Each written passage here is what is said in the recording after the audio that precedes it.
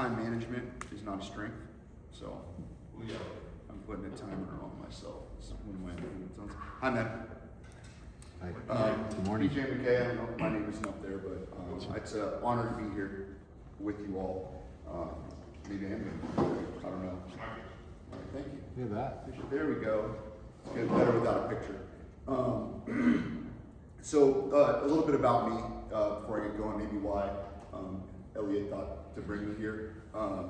I was born and raised Catholic by my parents. I have a wife, Erica, who I'm going to talk about in just a minute. I have 6 beautiful children. I have 2 in college, 2 in high school, and a 5 and 3-year-olds. Hopefully I can connect with many of you men at different stages and wear the fatigue that Joseph talks about earlier. I'm also, I've been called by my wealthier, I can't even call them peers, the men that mentor me, a Henry. Have you ever heard of a Henry? High earner, not rich yet. Because I'm grinding. I'm still in the grind. Anyone in the grind where you're like, all right, get the plow going, I got to drive it through. I'm a consultant. I'm a part owner of a consulting firm called Visibly. It's been around since 1986 here in Carmel. We have about 38 people there. I've been doing that for 16 years. And for the last 13 years, I also own and operate a gym. We have 2 locations. It's called the Arsenal Fitness and started as a CrossFit gym. And we have about 200 athletes now and about 18 coaches there. And that keeps growing in spite, I think, of my leadership. Often that happens. And then also own a building or 2 as well. So I have a lot of irons in the fire, and I get spread pretty thin, which maybe some of you feel that way. I mean, even today, I told Elliot I have to wake up at 4:15 to get here to be with you guys. It was an absolute honor, and I was so proud of myself that I actually beat Elliot here. That was wonderful for me. So my story, Joseph gave me a lot to play off of and really teed me up. The bringing vocation to action, Catholic masculinity, virtuous leadership. Joseph shared earlier of all these things when you say them and you hear them and your instances of prayer, these aspirational things that we want to become.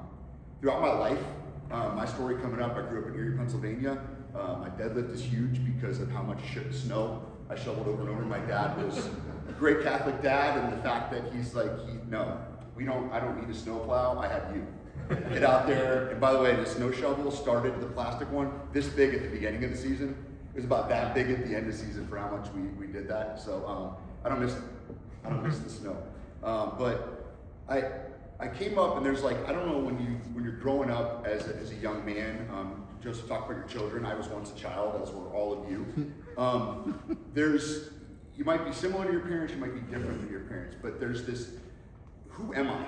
There's this part of you as a man, like this becoming, that comes along the way. And sometimes there's something missing in that, where I'm not quite what mom and dad want, or what mom wants, or what dad wants, or what an uncle or aunt wants. There's this piece missing that I wasn't quite filling in. And my answer to that at the time was, well, I want to be more free. A man, it seems like to me, the men I look up to are free. And it's all about freedom. And as I started to grow, I realized there was a word that begins with a D. And that's what equals freedom. Does anyone know what that D is?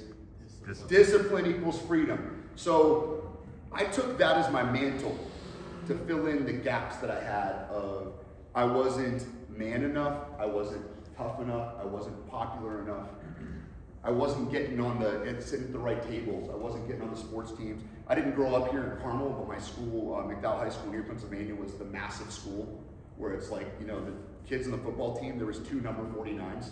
I was the lesser of the 49s. I told a lot of clipboards like I'm holding up here right now. And I just thought, I'm gonna forge myself. I'm gonna do all these things that I read in books and got voracious. I'm gonna work out harder. I'm gonna get stronger. I'm gonna do all those things. And through pole vaulting, my coach gave me a great feedback coming in. He said, you should try a different event. That was my pole vaulting. Couldn't make the basketball team, got cut from the football team, and they're like, you should try something different. I'm like, I'm gonna be the best pole vaulter you ever had. And it was almost like he tried to stifle his laugh to not hurt the poor little freshman's feelings. And through discipline, I did it. I was able to do it. I was the only guy to podium 3 times in the state meet in the state of Pennsylvania. What happened at the end of it, though, at Discipline was, in my senior year, I was breaking every invitational record. This is ages ago, if you can't tell. Every single one, and it was only destined that I was going to win the state meet, and I was going to break the state record in Pennsylvania.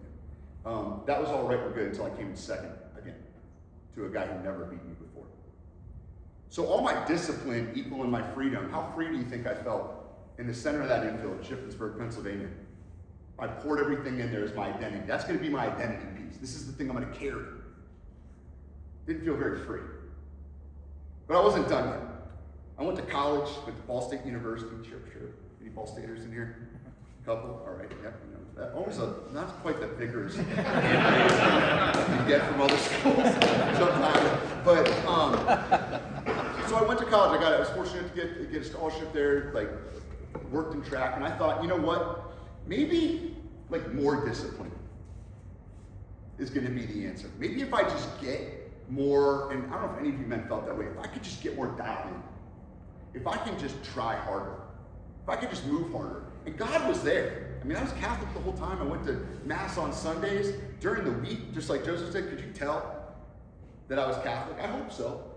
There's a silver lining I'll get to in a second. But what I was learning during that phase of my life, coming into like mid-adulthood when I was even graduating from college, was if I can just be disciplined enough and dialed in enough and work hard enough and be effective enough, I won't need God at all. My prayer was opposite. My prayer sounded like I needed God. But what I was doing was just trying to keep God out because I got this. And if I was free, if discipline equaled freedom, then I'd be free from you, Father. I'd be free from you. And maybe, per what Joseph shared before, some of that's from my upbringing with my father. I wanted to be free from that. Like what he wanted in my life and what he thought I should be was different. So I carried that on. And I thought more discipline could get it. What happened again? I got what I wanted. I won a MAC championship, first one in Ball State's history, broke the school record. My dad was right there to see it. That was one of those moments in my life. Do you ever have those moments, men, where you're like, yes, I did it. But it came and went. It came and went, and I'm on the other side of it again. And you didn't think this is how smart I am not, is you think I'd learned at time 2 that maybe discipline's not getting me quite the freedom that I thought it was. I wasn't quite all the way becoming the man. I was getting close. Man, I was fit. I was a Division I athlete. I got a beautiful wife, 6 foot tall, beautiful. I'm gonna have tall kids, and I do have a couple of tall kids. Son who's 6'3", can whoop me now. Not fun when that turn happens for some of you. Just me, okay. But you think like, all right, I'm getting it. I got it together. I'm one of those put together guys that I look up to. The guys I saw at Mass that like drove up in the nice car and everything. I'm like, man, I'm on my way to being that Catholic man. It's got it all together. It's going to be great. But inside is still the scared little boy who doesn't want to be embarrassed, doesn't want to be humiliated, doesn't want to be talked down to, wants to fight. He doesn't want to listen. He's still in there, just in the core of me. That little piece. And for many of you men, maybe it's something different for you that was based upon where you came.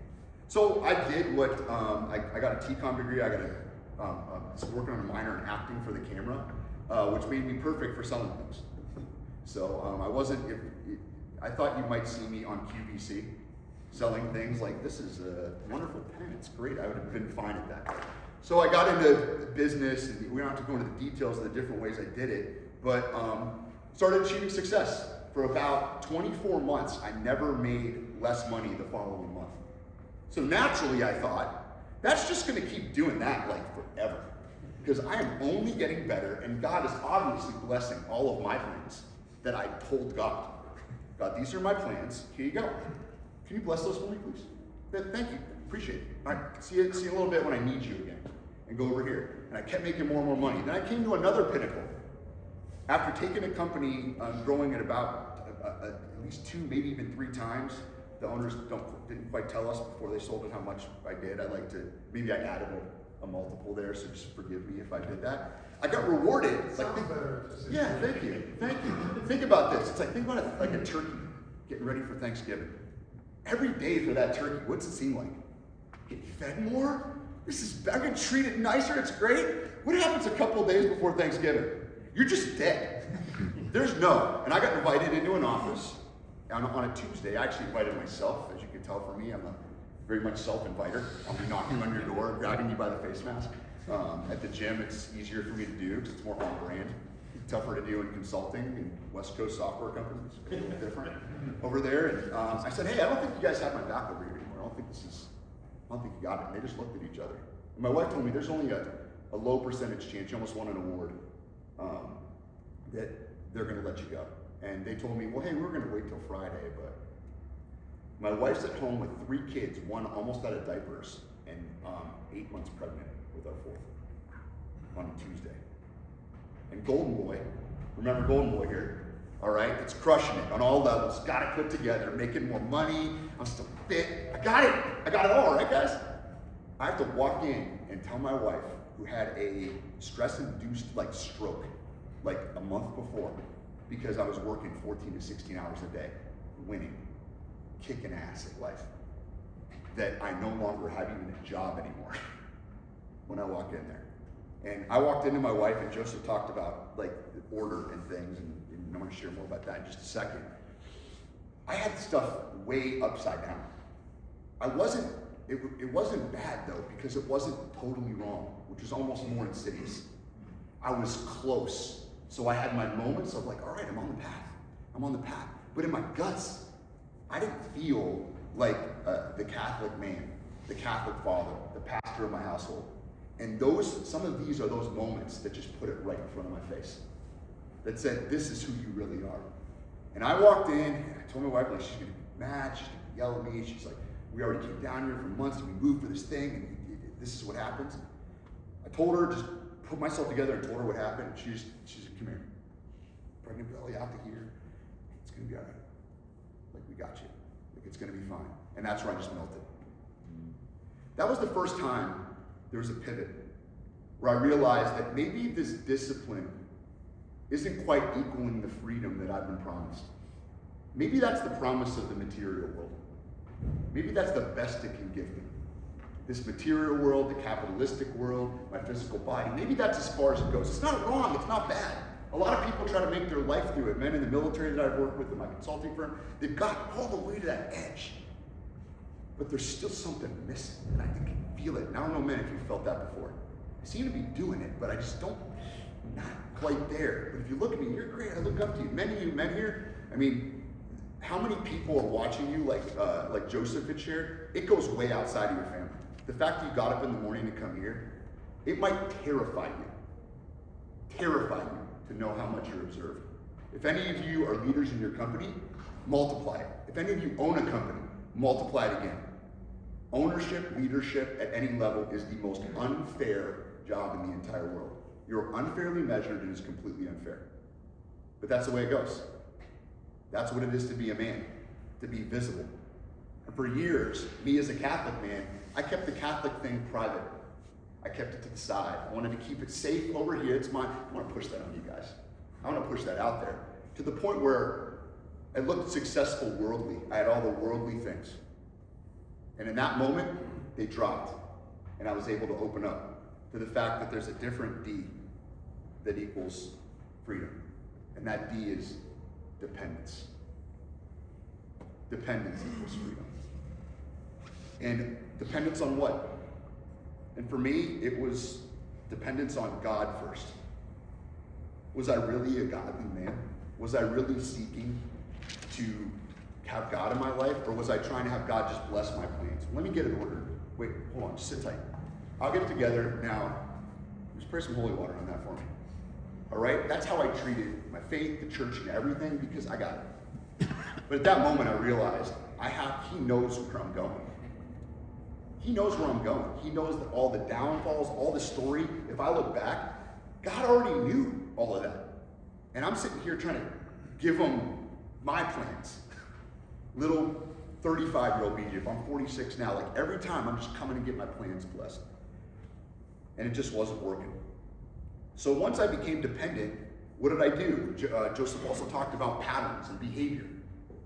In the corner of all my journals, I started to write 3 things down. It's actually over here too. When I was at the seminary or monastery this weekend, I'm going to share just a couple of reflections on that before I'm done. In the upper right-hand corner, it's the little things. It's the patterns of behavior that started to build. That's my 5-minute warning. I'm still on time. All right. That started to build up, and I realized I wasn't even praying 5 minutes a day. Like, it wasn't observable.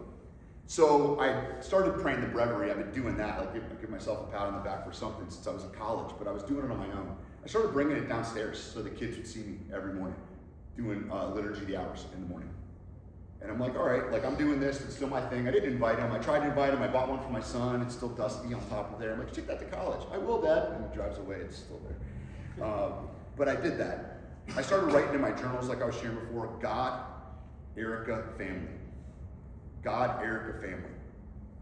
Like a mantra that I put in there. I'm like, if I get that order right, if I just get that order right and I set it in my mind, all the discipline stuff I worked on for my body, for my finances, for everything else, it's actually going to come to fruition and actually help me in the thing that actually matters. Becoming the man that my kids deserve, my wife deserves, my community deserves, my work deserves, my family deserves. And then underneath that, I write 2 words every single time. Aware and detached. Aware and detached. If you scroll through my pages, my kids find them when I'm dead and gone, they're going to see it on top of every single page. Because I literally know myself enough to not trust myself. Mm-hmm. I trust myself to get to the gym, to stay physically fit, to look good. I trust myself to go get that next deal. I trust myself to expand a business. I trust myself on all those things because my body naturally wants them. Why? I want freedom, power, and control. I want people to like me. And guess when I want all those things, gentlemen? Right now. So I love pressure. Mm-hmm. Men, think about how you're wired. You don't have to program what you're going to do anyway. You know what your body wants. It's going to go do all that stuff. Same thing with calories. Think about calories. Your body doesn't want to burn them. So when you're being lazy, that actually makes the most sense. You're not doing anything crazy. That makes the most sense. Same thing with mental calories and spiritual calories when that happens. So I started pinning that down. How long do you think it took me to write that down before I started my work day? Guess? 4 seconds? 5? Boom. How long did it take me to do the breviary? I can get it done in 8 minutes if I'm in a rush, but usually now it's 20 minutes. And what I started to do was peppering in these things to show a visible sign to the world that I am uncommon amongst uncommon men. I'm uncommon amongst uncommon men. Not like in a military tough guy, but being a Catholic man that goes to church, and I look around the church, that my wife's sitting next to her husband. And there's a lot of women in the church that their husbands, I know them, and they're just not there.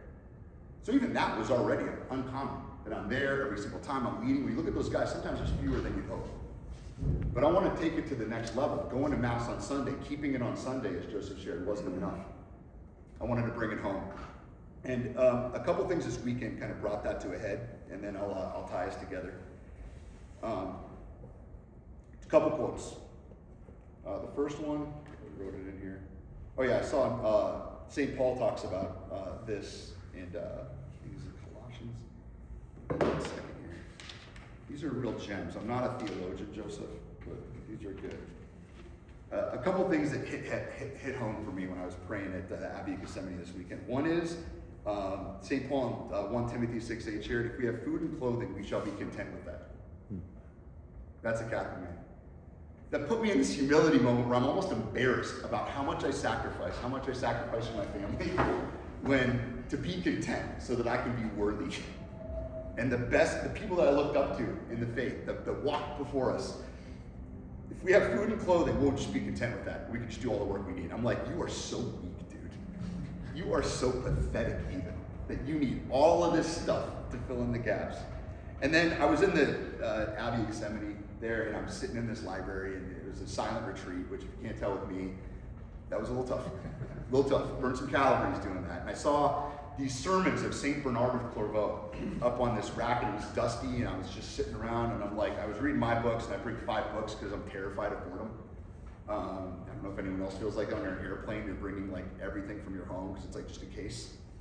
So I grabbed it, I pulled it off, and I pulled this, I pulled out, sometimes God, I don't know, many of you have been there, like God just points and puts something in your hands, or something happens. And I had one of those moments, and it said this: the man who is dead remains quite unconcerned, even should a sepulchre be wanting. Abuse and praise, flattery and detraction are all alike to the dead man. He does not so much as hear them, because he's dead. But if there be anything that appertains to Christ, these shall find him both alive and alert. I was independent. I was working for that independence. I was disciplined, so I would be freedom, but I was not dead. I was well and alive and serving at the altar of the world. And I was winning at the altar of the world. And I was losing in the faith. I was leaving that little leftover there at the end. I wasn't as alive and alert as I could be, but I was alive and alert enough to get by long enough, right guys? Well, you're Catholic, you're a good dude. And then I came to the end, and I'm going to challenge you guys with just a couple questions here.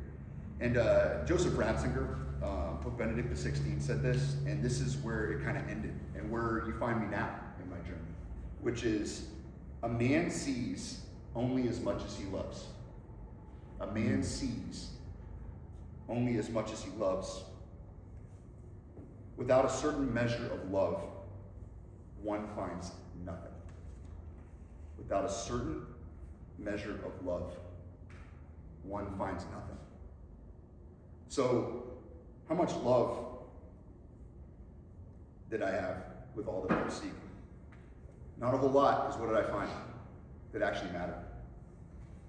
When I got fired from that job, my kids were never happier. I was home for 3 months, and I felt like nothing. When I'm apologizing, Joseph, to my wife and my kids, and they see it, I get feedback from my kids. Say, I saw that. I need to apologize to them. I'm getting that. My son, who, and I hope you guys get these moments too, it's one of those moments where you ask yourself, am I doing a good job? You ever feel that way with your kids and your wife? Do I ask? Like, are they too young for me to ask if I'm doing a good job? My son sent me a text. He's like, hey, Dad, I wrote an essay. I want you to read it. And the essay was about the most influential man in your life. And all of his friends wrote about sports athletes and other people and other mentors. My son wrote it about me. Unprompted. I didn't tell him. I didn't force him. You should write that about me. Because I would do something like that. If you know me, I would do something. I can mark it. I could do it. But I didn't do it. And the first line in that thing talked about, he's like, the first thing you know about my dad is he loves God. It wasn't how much I deadlift, how fit I am, how successful my businesses are. We have a lake place. None of the stuff that I thought, boy, I'm going to pour in. I'm just going to just put it all in. I'm going to grind. I'm going to get it done. Boy, people are going to be proud of me, and I'm going to be something. My wife's going to be really happy with me. It was all the stuff that I did with love. It was all the stuff that I did that was dependent. When I was dependent upon God, I was dependent upon my wife to be my wife.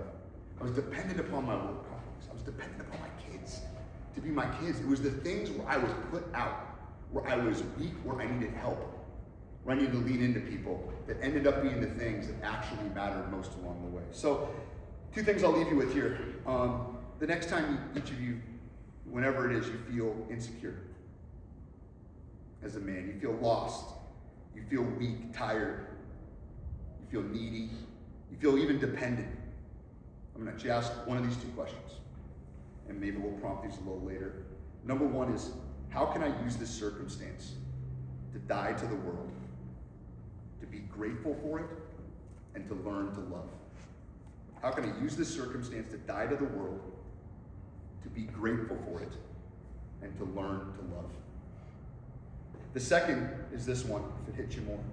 How can I, with unbound confidence, be dependent on God right now?